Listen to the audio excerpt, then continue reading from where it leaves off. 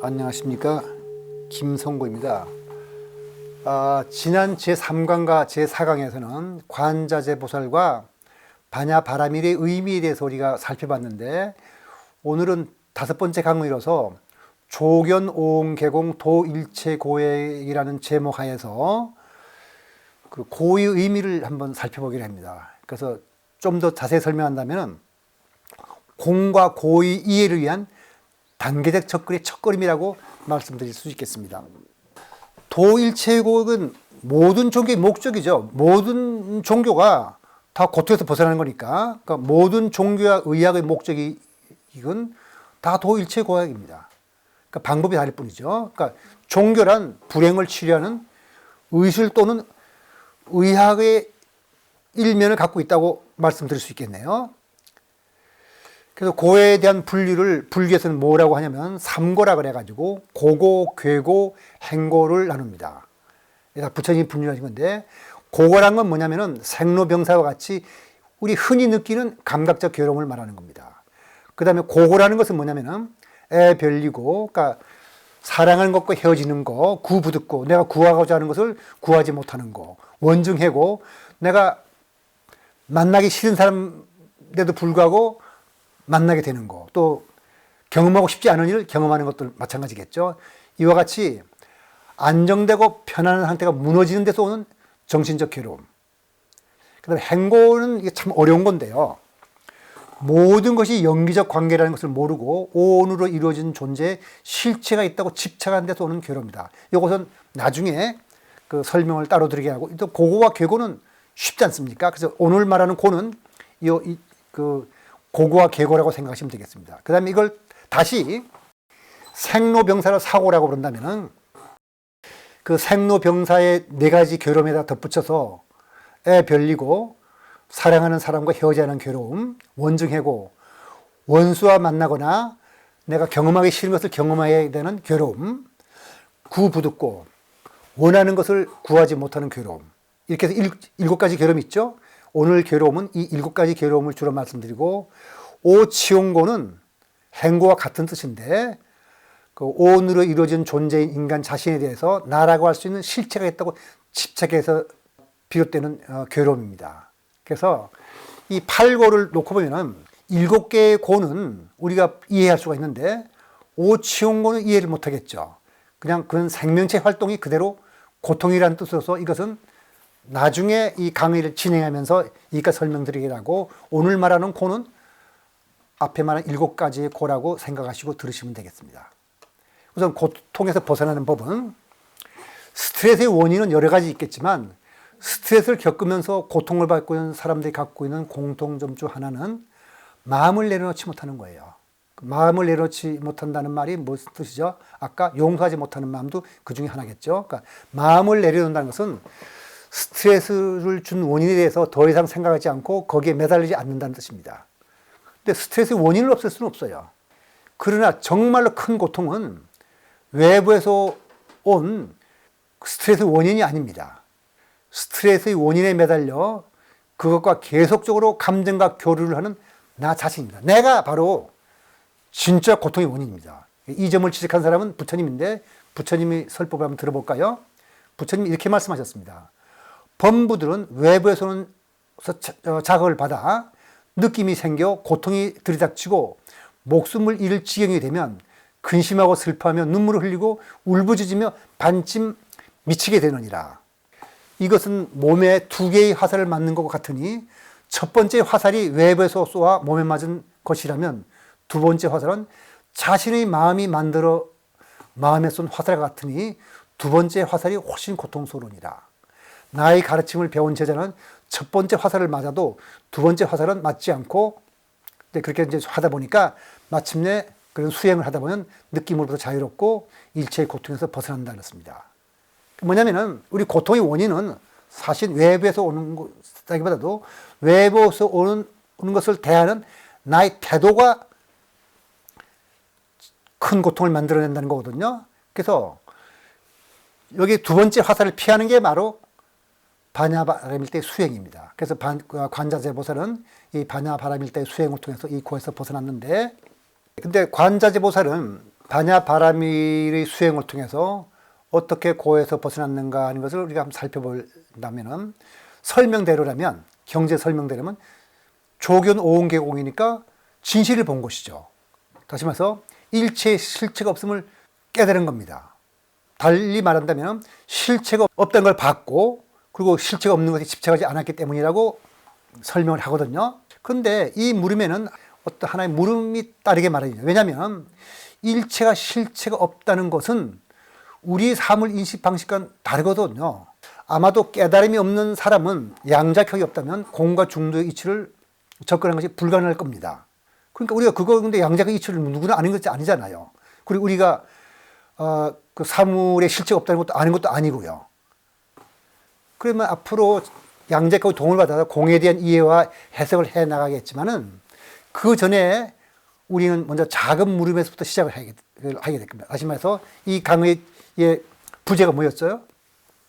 공과 고의 이해를 위한, 단계적 이해를 위한 첫걸음이었으니까 우선 뭐 실체가 있니 없니 그런 사안 따지지 말고 작은 물음부터 시작을 하도록 합시다. 그 작은 물음이라는 건 뭐냐면, 일체의 실체가 없다는 것을 깨달으면 왜 번뇌에서 벗어나게 되는가. 다시 말해서 깨달음이 없다면 공의 이치를 이해한다고 해도 번뇌에서 벗어날 수 없을 것인가. 이렇게 묻고서 다시 한번 고의 의미를 살펴보기로 하죠.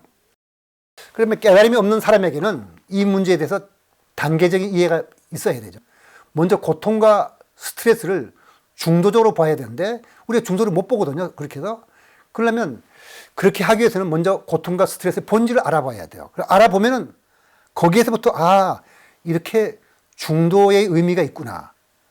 그리고 중도는 나중에 보면 그게 바로 공이니까 이게 공이구나 이게 알아야 되니까 우리는 그건 나중에 하기라고 일단 먼저 고통과 스트레스의 본질을 우리가 알 수 있는 방식으로 알아보자 이거예요. 그래서 그 본질을 알고 나면 고통을 대하는 태도가 달라질 거거든요. 어떻게 하냐면은 먼저 고통과 스트레스의 본질을 찾아보면은, 고통이라는 건 뭐냐면은 생명체가 생명을 유지하기 위한 필수 요소예요. 고통이 없으면 생명체가 생명을 유지 못할 건 여러분들 알죠? 이게 뭐 손가락을 불에 탔는데 고통스럽지 않다면은 가만히 있을 테니까 몸이 불에 탈 테니까. 그러니까 고통을 받아들이는 감각기관과 고통의 느낌이 다를 뿐 이 세상 모든 생명체들은 어떤 식의 고통을 느낍니다. 그리고 고통이 없으면 생명체는 생명을 유지 못하거든요. 근데 고통에는 보통 육체적 고통과 심적 고통이 있는데, 인간의 경우에 특별히 마음에서 오는 심적 고통을 스트레스라고 불러요. 이 사람들이 지금 다 스트레스를 받고 있는 거죠. 그러니까 고통 중에서도 중요한 것은 심적 고통입니다. 그러니까 스트레스라는 것은 어떤 거냐면, 인간이 외부에서 압력을 받으면 긴장, 흥분, 각성, 불안 같은 어떤 생리 반응이 일어나게 돼요. 이런 외부 압력을 스트레스 요인이라고 부르고, 여기에서 벗어나 원상복귀하는 반작용을 스트레스라고 부릅니다. 그러니까 그런 고통을 주는 것에서 벗어나려는 거니까 스트레스가 필요한 거죠. 그러니까 심리학적으로나 생물학적으로 볼 때 스트레스는 스트레스 요인에 대해서 경계하고 대응하려는 심신의 변화 과정을 말하는 거거든요. 그러니까 이런 반응은 일반적으로서 외부에서 위협당하거나 도전받을 때 신체를 보호하고자 하는 데서 일어나는 본능이에요. 그러니까 스트레스는 생명 유지를 위해서 꼭 필요한 반응이거든요.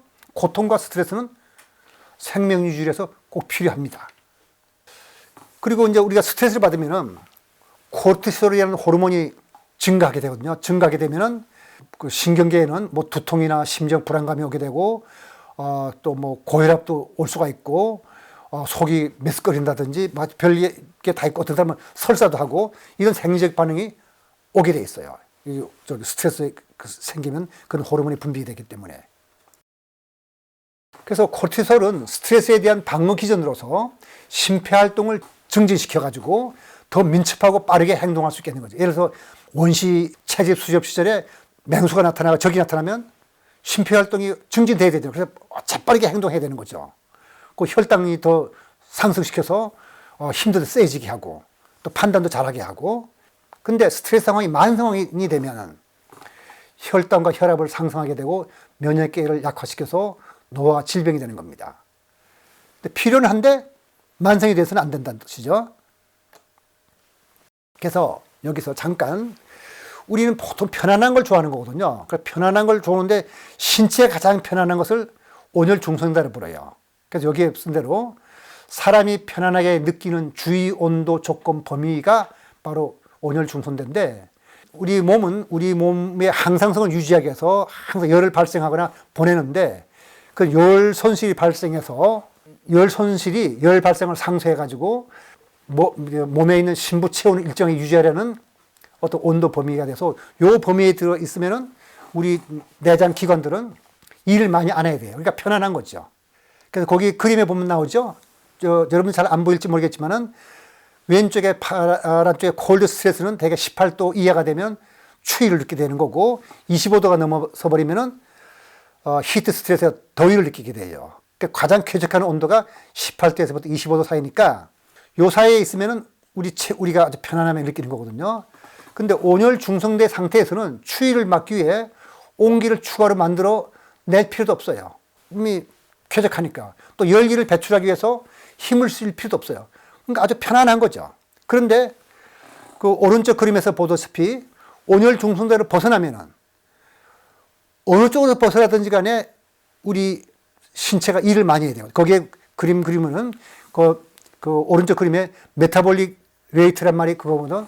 우리의 생체에 이런 대사율이 높아진다는 말은 바로 그 장기들이 일을 많이 해야 되는 거죠. 오른쪽 그림도 마찬가지죠. 그런 그림을 말하는 겁니다. 그래서 온열 중성대에서 벗어나면 온갖 일들이 벌어져요.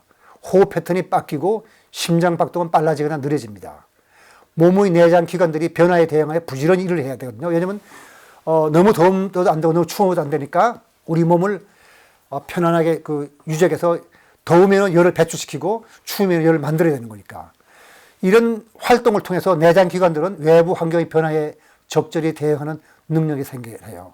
그리고 적당한 양의 바이러스나 박테리아에 노출될 때 이 면역력이 더 강해지는 거죠. 다시 말해 이런 그 내장 기관들이 일을 함으로써 내장 기관들이 더 건강해진다는 뜻입니다.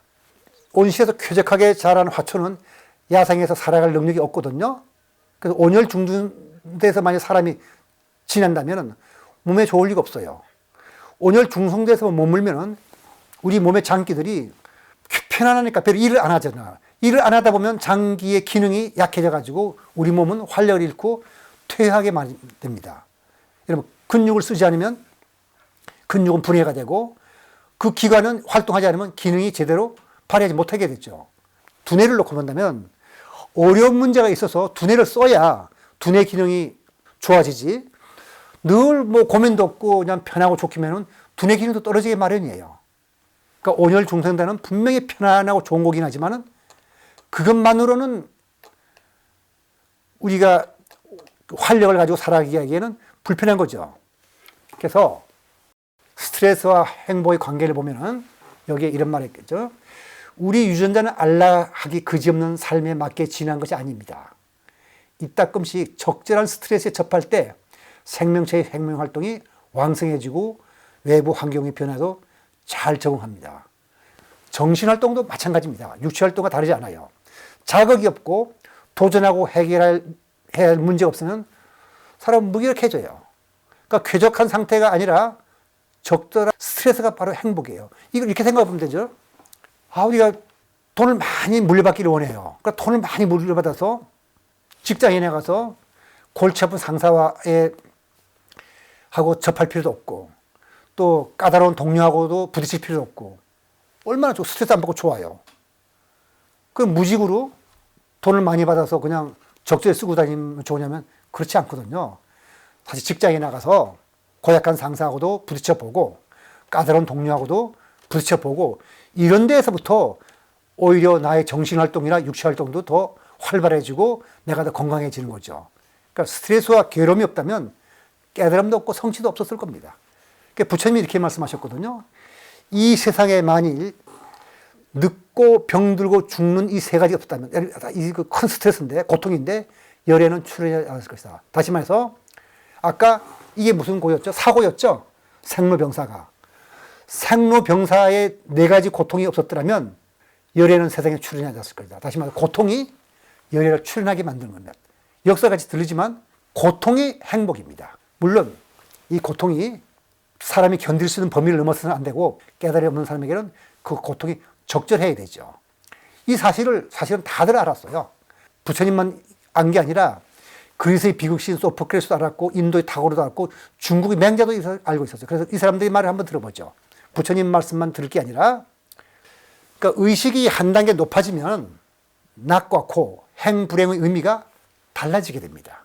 그러니까 의식이 낮은 단계에서는 요 일을 당하면 고통스러운데 의식이 높아지게 되면 그 고를 즐겨 찾아가게 되는 뜻입니다. 그래서 소포크레스가 이런 말 하죠. 여기 필로테테스는 누구냐면 트로이 원정 때 그리스의 장군으로서 트로이 섬, 사모스 섬까지 다 갔어요. 갔는데 독사에 물려가지고 친구들이 이 친구를 버려두고 떠나버렸어요. 그 친구들한테 배반당한 거죠. 근데 마침 필로테토스는 헤라클레스의 화살을 갖고 있었는데 트로이에서 10년 동안 전투를 벌려도 이기지 못하던 그 그리스 장군들이 헤라클레스의 화살이 있어야 된다는 걸 알고서 그런 신탁을 받고서 필로테토스를 만나서 그 화살을 빌리러 왔습니다. 빌렸더니 그때 필로테토스가 이런 말 합니다. 만일 뱀에게 물린 상처가 없고 동료들에게 버림받은 불행과 이 섬에서 겪어야 했던 처절한 고독이 없었더라면 나는 마치 짐승처럼 생각도 없고 근심도 없고 그저 편안하게 사는 그런 사람이었을 것이다. 그러나 고통이 내 영혼을 휘어잡아 깊은 고뇌에 빠뜨린 후에야 나는 비로소 인간이 됐다. 이제는 나는 다른 사람이 됐다는 겁니다. 이 고통이.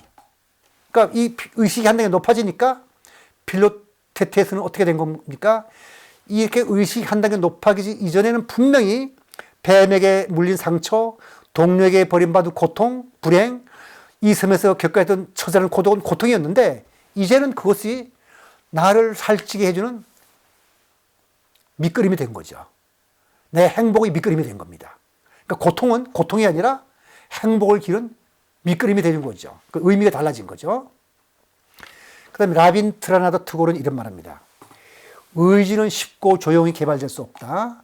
사람이 자기 인생으로부터 배울 수 있는 가장 큰 교훈은 이 세상에는 고통만 있는 것이 아니라 그 고통을 극복해 승리를 거두는 것이 자기 자신에게 달려있다는 것 사실과 더 나아가 그 고통을 참 기쁨으로 승화시킬 수 있는 능력 또한 자기 자신 속에 있다는 것이다. 다시 말해서 인간은 고통이 있을 때 그 고통에 지는 것이 아니라 그 고통을 기쁨으로 승화시킬 수 있는 능력도 있고 그 고통을 기쁨으로 승화시킴으로써 참다운 행복을 맛볼 수 있다는 것이니까 이 사람도 고통은 행복을 길러주는 밑거름으로 본 것이죠. 맹자는 뭐라 그랬나요?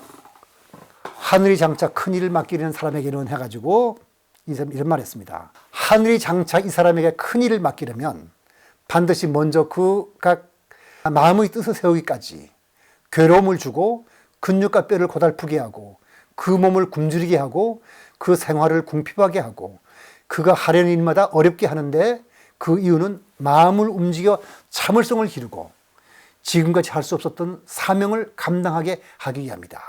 다시 말해서 고통이라는 것은 물론 그 맹자가 말하는 하늘은 불교적으로 말하면 우리 깊은 마음속에 들어있는 우리 어떤 본성이라고 해야 될 겁니다.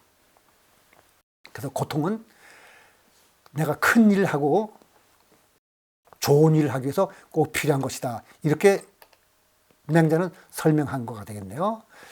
이제 이 강의를 마칠 때가 됐는데 핵심은 뭐냐면은 적절한 스트레스와 제2차 화살입니다. 모두 반야바라밀의 수행이 없는 보통 사람에게 적용되는 상황을 뜻하는 거거든요. 그러니까 반야바라밀이 적용이 있는 사람은 이제 뭐 적절한 스트레스란 말 할 필요 없어요. 다 그냥 벗어났으니까. 그러니까 적절한 스트레스는 고통과 행복의 중도를 뜻하며 제2차 화살은 고통과 스트레스에게 실제 없음을 뜻하는 거죠. 왜냐하면 적절한 스트레스는 내가 감당할 만한 고통이라면 그건 내가 금방 행복을 만들 수 있으니까 고통과 행복은 따라다니는 거니까 그게 바로 고통과 행복의 중도를 뜻하는 거고, 제2차 화살은 뭘 말하는 거죠? 내 마음에서 나오는 거잖아. 내가 마음에서 나를 괴롭게 하는 거니까 그 제2차라는 것은 만약 고통과 스트레스 실체가 있다면 그건 내가 마음을 쓴다고 해서 없어지지 않을 거잖아요. 내가 마음을 어떻게 쓰느냐에 따라서 고통과 스트레스는 없어질 수 있으니까 고통과 스트레스는 실체가 없는 겁니다. 즉 실체가 없다는 뜻에서 공이죠. 이래서 우리가 공물 이해를 위한 첫걸음을 뗀 겁니다. 왜냐하면 실제적으로 고통을 주는 것은 제2차 화살인데 제2차 화살은 마음이 만들어낸 것이니까 이제 고통이라는 것은 적어도 내가 감당할 수 있는 고통이라면 그건 실체가 없다. 그리고 그게 공이다. 이건 우리가 이해할 수 있는 것이죠. 자, 고통이라는 것이 그 자체로 존재하는 것이 아니고 다른 것들과의 관계에 생겨나는 것이기 때문에 감정의 승화가 가능하죠. 감정의 승화란 건 뭐냐면은 이런 겁니다. 감정의 승화란 것은 고통을 주는 요인을 활력과 성취 바탕으로 삼고 고통을 즐거움으로 바꾸는 걸 말하는 거거든요. 예를 들어서 자랄 때 어떤 이유로 인해서 어떤 아이가 마음속에 폭력성이 씨가 심어져 있었어요.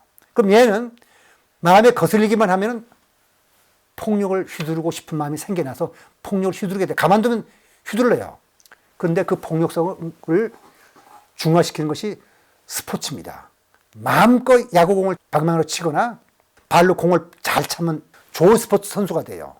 그 다음에 어떤 아이는 어떤 분한 마음에서 칼로 찔러서 저걸 좀 갈리하게 찢어야 되는 심적 고통을 맛본 사람이 있어요. 그러면 얘는 칼잡이가 될 가능성이 커요. 근데 얘가 감정이 승화가 되면 외과 의사가 돼서 외과 의사가 공부하면 어때요? 동물 해부하거나 시체를 해부하는 건 그렇게 즐거운 일이 아니잖아요. 그래 보통 친구들은 주어진 의무만큼만 해부를 할 거예요. 근데 얘는 칼로 찔러야 해소될 수 있는 어떤 심적 고통이 있었는데 이걸 하라 그러니까 너무너무 좋아서 딴 애들이 한 번 할 때 10번, 20번 하니까 얘는 아주 좋은 외과 의사가 돼가지고 해부학과 외과 의사로서 성공하겠잖아요. 이런 것이 바로 감정 승화의 한 예입니다. 이건 우리가 지금 이해할 수 있는 범위 내에서 우리의 고통과 고의 의미를 한번 이해해 보려고 해서 만들어낸 지금 이 얘기들입니다. 그래서 깨달음이 없는 사람이라 할지라도 적절한 스트레스는 분명히 활력과 의욕을 불러일으키기 때문에 적절한 스트레스의 범위 안에서는 고와 즐거움이 함께 조화를 이루어서 행복을 주게 돼요. 그러니까 감정의 승화가 일어날 때 그때 고는 고가 아니고 행복의 씨앗입니다. 그게 바로 고와 행복의 중도라는 뜻이죠. 그러니까 감정의 승화를 일으키는 훈련의 극치가 반야바라밀 수행이라고 할 수 있습니다. 그러니까 물론 적절한 스트레스의 범위를 벗어나면 보통 사람들은 그 스트레스를 견딜 수 없죠. 그때의 고는 분명히 고예요. 이때는 고가 실체로 느껴질 겁니다. 그러나 반야바라밀을 닦은 자에게는 수행의 깊이에 따라서 적절한 스트레스의 범위가 자꾸 넓어질 거예요. 그 다음에 그 한계가 마치 사라지게 된다면 그게 부처일 텐데 이때는 모든 것의 실체 없음을 알게 되고 어떤 것이라도 고는 더 이상 고가 아닐 겁니다. 그러니까 적절한 스트레스는 적어도 중도의 원리 중 조화 또는 중용에 해당하는데 제가 앞으로는 그 중도의 원리 중에서 불이의 원리, 조화, 중용을 자세히 설명드리기로 하고 오늘은 그냥 이게 적절하다 이런 뜻으로 일단 이해해 주시기 바랍니다. 그래서 다음 강의에서는 조견 오옹 개공 도일제고액의 참다운 의미를 알기 위해서 준비 단계로서 공과 중도의 의미를 구체적으로 살펴보겠습니다. 오늘은 이 공과 중도의 의미 찾는 첫걸음이었다면 다음번에서는 용수의 중론과 기타 다른 불교적인 설명을 통해서 공과 중도의 의미를 잘 살펴보기로 하겠습니다. 오늘 강의는 여기서 마치도록 하겠습니다.